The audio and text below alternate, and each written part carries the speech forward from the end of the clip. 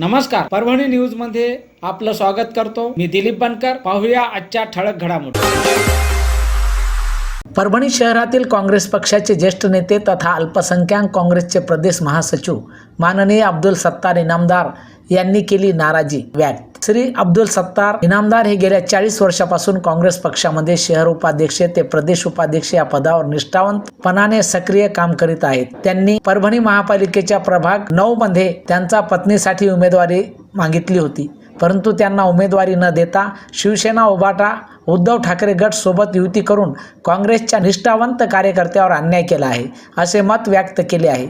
याबाबतची प्रदेश व अखिल भारतीय काँग्रेसने गांभीर्याने दखल घ्यावी अशी विनंती केली आहे. परभणी न्यूजच्या वतीने घेतलेला हा वृत्तांत. काँग्रेस पक्षाचे आपण ज्येष्ठ नेते आहात. आपण उमेदवारी अर्ज दाखल केला होता, पण पक्षाने आपल्याला उमेदवारी नाकारली. काय कारण आहे नेमकं? याचे कारण अनेक आहेत. परभणी महापालिकेच्या निवडणुकीच्या संदर्भामध्ये जे उमेदवारी काँग्रेस पक्षाच्या वतीने जाहीर झाली, ती उमेदवारी निष्ठावंत कार्यकर्त्यांना मिळाली नाही, याचं उदाहरण मी स्वतः आहे. मी गेल्या 40 वर्षापासून काँग्रेस पक्षामध्ये काम करतो आहे.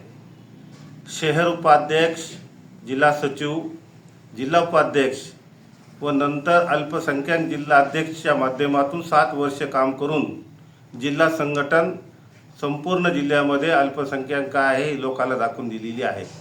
नंतर मला प्रदेशवर उपाध्यक्ष घेतलं गेलं आणि आता मी प्रदेश सचिव आहे. मी प्रभाग क्रमांक 9 मधून 4,000 मुस्लिम मतदार आहेत, निर्णायक मतदार आहेत आणि 4था उमेदवार हा मुस्लिमचा देवा म्हणून मी माझ्या पत्नीसाठी उमेदवारी मागितली होती, परंतु ती उमेदवारी पक्षांनी नाकारली. याचं कारण मला कळू शकलं नाही. आणि परभणी महापालिकेमध्ये जी युती झाली ती कशासाठी झाली, का झाली हे माझ्या समजल्याच्या पलीकडे आहे. कुठंतरी पाणी मरत आहे, कुठंतरी घोडा आडला आहे, असं मत मी आज जाहीरपणाने तर सांगतो.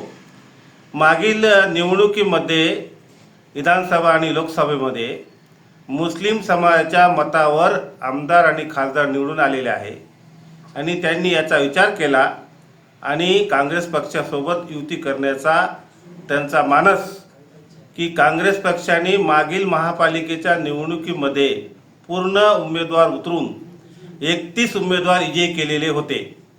परंतु आता दुर्दैव म्हणावं लागेल की काँग्रेस पक्षाला फक्त 28 जागावर समाधान व्यक्त करावं लागत आहे. मग बहुमताची तुम्ही अपेक्षा कशाला करतात? तुम्ही निष्ठावंत कार्यकर्त्यांना डावलून इकून तिकून आलेले लोक अशा लोकांना उमेदवारी देतात. मग काँग्रेस पक्षाच्या निष्ठावंत कार्यकर्त्यांनी कुठं जावं, असं प्रदेश काँग्रेस कमिटी आणि अखिल भारतीय काँग्रेस कमिटीने गांभीर्याने विचार करून ह्या निष्ठावंत कार्यकर्त्यांना कुठेतरी न्याय दिला पाहिजे, असं माझं मत मी आज आपल्या मुलाखतीमध्ये व्यक्त करतो आहे. आणि मी आता वरिष्ठांना सुद्धा भेटणार आहे आणि माझा अहवाल सादर करणार आहे. आणि याचबरोबर हे बातमीपत्र संपलं. पुन्हा भेटूया पुढील बातमीपत्रात. शहरातील ताज्या घडामोडी जाणून घेण्यासाठी पाहत राहा परभणी न्यूज.